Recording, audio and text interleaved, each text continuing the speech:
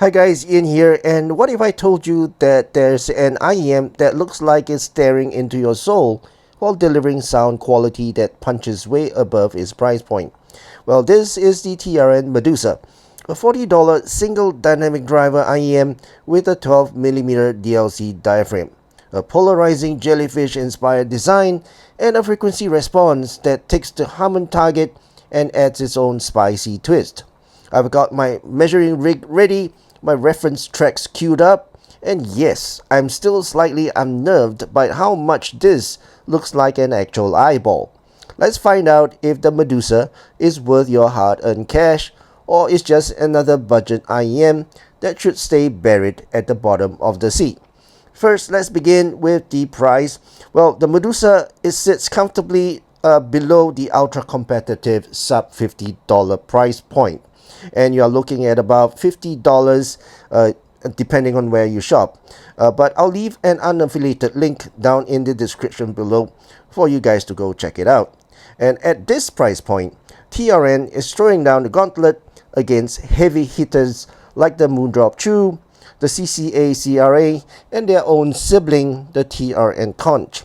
The question is, does the Medusa do enough to stand out in this crowded space? Let's dig in. Now, in terms of the background of this, TRN has been on a bit of a roll lately with their DLC dynamic driver lineup. The Medusa follows the TRN Seashell and represents their second generation 12mm diamond-like carbon diaphragm implementation.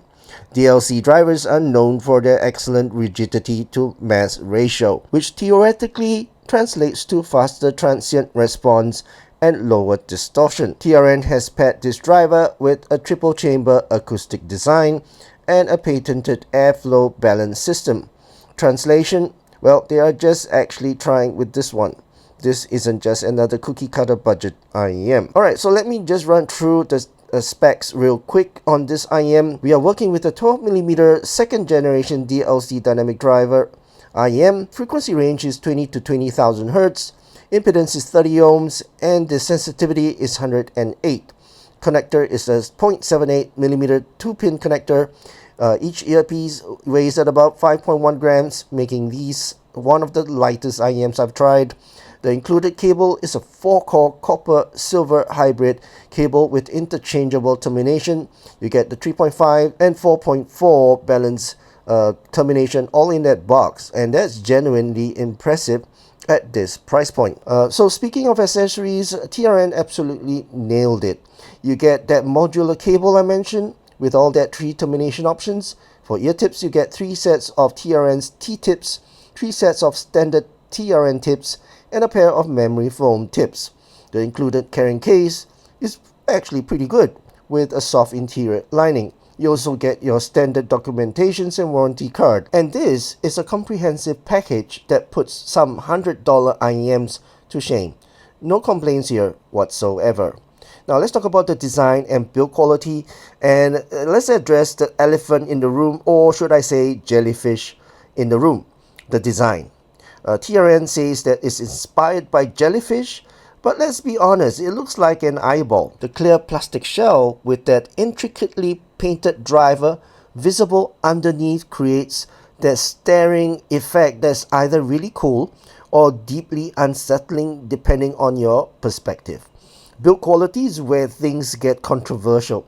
These are plastic. It's not resin, it's not metal, just plastic. So at first glance, I actually thought these were filled resin, but no. The good news is that they're extremely lightweight. The bad news is that they feel a little bit cheap, and I'm concerned about the long-term durability. But that said, the plastic construction means zero driver flex and no pressure buildup. And included case should help protect them when they are not in use. Now, as for fit and comfort, they are excellent thanks to the feather-light 5.1 gram weight per side. The shell shape is ergonomic with no sharp edges or hot spots. I've worn these for multi-hour listening sessions with zero discomfort. The nozzle angle is well judged, and the overall footprint is compact enough for smaller ears. Isolation is above average, not quite at the Martic level, but perfectly adequate for commute or office use. Just make sure you get a proper seal with the right ear tips. Now, in terms of compatible source gear, at 30 ohms and 108 dB for sensitivity, the Medusa is easy to drive. Your smartphone will get them plenty loud, though I would recommend a decent dongle DAC like the Apple dongle or something from Fio or iBasso to clean up that signal. I did most of my testing with the Fio QX13, and the sound opens up noticeably with better source gears. These don't scale massively, but they do definitely benefit from clean power. Skip the Bluetooth adapters, please, unless you are desperate. These deserve a wired connection. Alright, so let's go to the sound department. First, let's talk about the tone and timbre. And this is where the Medusa starts to show its personality. It is a warm, neutral presentation with some definite coloration. Instruments sound natural and properly weighted. Pianos have body, strings have textures, and vocals maintain their humanity. The DLC driver does its job here, and there's a certain crispness to the note attack without sounding too artificial. I'll call the timbre accurate but not sterile. It's a musical presentation that prioritizes enjoyment over absolute neutrality. Alright, so let's talk about the technical performance for these and the soundstage. It's above average for its price point. It's a medium-sized presentation with an oval shape. I would say there's more depth than width. You get a decent sound layering with instruments occupying distant positions in depth field. It is not holographic or immersive like some multi-driver setups, but for a single dynamic driver at $50, it's perfectly respectable. The soundstage doesn't feel cramped or congested, even on busier tracks. Now, in terms of sound separation, is average to good. The Medusa won't give you laser precise instrument delineation, but it also doesn't collapse into a muddy mess when things get busy. I found myself able to follow individual instruments in complex passages, though I did have to concentrate a bit more than with higher end IEMs. For casual listening and gaming, I would say it's perfect, but for critical analysis of dense tracks, you might want something more resolving. Now, as for imaging, is good, but with a caveat. With a quality source like the QX13, you get a solid 2.5D presentation with precise left to right placement. Center image is stable and well defined. However, plugged directly into a smartphone, the imaging collapsed to a merely okay situation. The Medusa is revealing of source quality in this regard. Layering is pretty decent. You can track front to back positioning reasonably well. For gaming, I found I had to concentrate a bit harder on positional cues compared to more resolving IEMs. Now, as for detail retrieval, it's surprisingly good for the price, but with frequency dependent bias, the bass region is the most resolving. You can hear texture in bass guitars and subtle low-end details that many budget IEMs miss. The mid-range details is pretty average, present but not highlighted. Treble details is good, but the upper treble peaks can create an artificial sense of detail that isn't always accurate. Well, overall, I would rather detail retrieval as a strength, especially in the low end. As for resolution, it's good for this price point, but don't expect miracles. Micro details are present, but you have to listen for them. They don't jump out at you. The DLC driver helps with the transient speed, gives notes to a crisp definition that aids perceived resolution. Where the Medusa falls short in the background blackness, there's a slight haze in the presentation that keeps it from sounding truly high-end. But then again, we are talking about $40 IM here, and in that context, resolution is a strength. Alright, so now let's go into the sound signature. I'll post my graph somewhere up here so that you guys can see. First, let's talk about the sub bass, and it is the highlight. There's a genuine extension down low with satisfying rumble when the track calls for it. Looking at my measurement, The Medusa actually exceeds the Harman target in the sub-bass region, giving you that physical felt bass that many listeners crave. The sub-bass is well controlled, it doesn't bleed into the mid-bass excessively.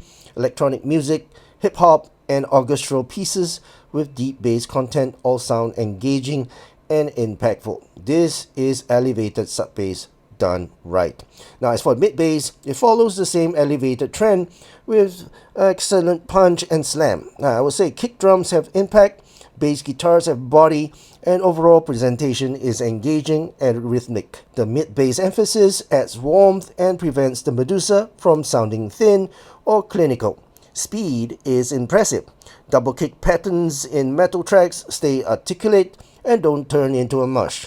There's also a physicality to the bass presentation that reminds me of more expensive dynamic drivers IEM. So if you like your bass present and punchy, the Medusa delivers. As for the mid-range, it's forward and engaging. Some might say it's borderline intense. Vocals, both male and female, are pushed slightly forward in the mix. This creates an intimate, present presentation that works well for vocal-centric music. The lower mids have a slight warmth from that elevated bass, but is not muddy or congested. The upper mids rise to meet the ear gain region at around 2 to 3 kHz, giving vocals clarity and presence. I never found the mid-range shouty or sibilant, but it is intense. This is not a laid-back, relaxed kind of presentation, but if you like to feel like the singer is right in front of you, you will love this. But if you prefer a more distant, relaxed presentation, this might be a bit too much for you. Now, as for the pinna gain, that crucial region around 2 to 4 kHz is where the ear naturally amplifies sound, and is handled well on the Medusa, I would say. The elevation is present, but it's not excessive, giving instruments and vocals proper presence and clarity without becoming harsh or honky. Looking at my measurements, the Medusa tracks reasonably close to the Harman target in this region with a bit of extra energy. This contributes to that forward, engaging vocal presentation I just mentioned. The pinna gain implementation is tasteful and doesn't create that shout that plagues many budget IEMs. Now let's talk about treble, and this is where things get interesting and potentially divisive. The Medusa has noticeable energy in the mid-treble and the upper treble regions. Looking at my graph, you can see clear peaks at around 9 to 10 kHz, and again in the brilliance region above 10,000 Hz. And this gives the Medusa its airy, detailed, and sparkly presentation. Cymbals will shimmer, hi-hats have that crispness, and there's a sense of high-frequency extension that many budget IEMs lack. However, and this is important, these treble peaks can be fatiguing for treble-sensitive listeners. At higher volumes, that 9 to 10 kHz region can become sharp and potentially harsh. The treble is not smooth and safe, is energetic and present. So if you're sensitive to treble, you might want to EQ that region down slightly or look somewhere else. For everyone else, the treble adds excitement and air that keeps the Medusa from sounding dull or closed in. So to conclude, I would say the TRN Medusa presents a warm, natural to slightly V-shaped sound signature with elevated bass, forward mids, and energetic treble. It is a modified Harman tuning with extra mid-bass, extra upper mid-range, and extra mid-treble energy. This is not a neutral or reference tuning IEM. It is a fun, engaging musical presentation that prioritizes enjoyment over accuracy. The Medusa wants you to have a good time, and it succeeds at that mission. It's versatile across genres, but excels with pop, hip-hop, EDM, and rock. Classical and jazz listeners might find the presentation a little bit too colored, but for mainstream music consumption, this tuning just works. Alright, so let's compare with some other similarly spec'd and priced IEMs, and a quick comparison with the Moondrop Chew 2. The Chew is going to be more neutral and balanced. The Medusa is a bit more fun and bass heavy with better technicalities. And also versus the CCA CRA, The CRA has more extreme bass but worse treble control. The Medusa is more refined overall. And lastly, versus its own sister, the TRN Conch, these are actually quite similar since they share the same driver lineage, but the Medusa has better accessories and slightly more energetic tuning. The Medusa's main advantage is that accessory package and the modular cable. You're getting $100 level accessories at just a $40 price point. Its main disadvantage is that polarizing design and potentially fatiguing treble. Okay, so final verdict. Should you buy the TRN Medusa? If you're looking for a fun, engaging, bass-capable IEM under $50 with excellent accessories, then you don't mind that staring eye aesthetic? Absolutely yes. The Medusa delivers sound quality and technical performance that rivals IEMs at twice the price. The accessory package is unmatched at this price point. However, if you are treble sensitive and you prefer a neutral reference tuning or need premium build quality, you might want to look somewhere else. The Medusa isn't perfect. That plastic build gives me durability concerns, and those treble peaks can be fatiguing. But for $40, TRN has created something genuinely compelling. It is not just another budget IEM, it's a statement that good sound doesn't have to cost a fortune. Just be prepared for it to stare back at you while you listen. That's the TRN Medusa. Thank you so much guys for watching. Drop a like if you found this helpful, subscribe for more IEM reviews, and let me know in the comments if you buy an IEM that looks like it's judging your music taste. Until next time, happy listening.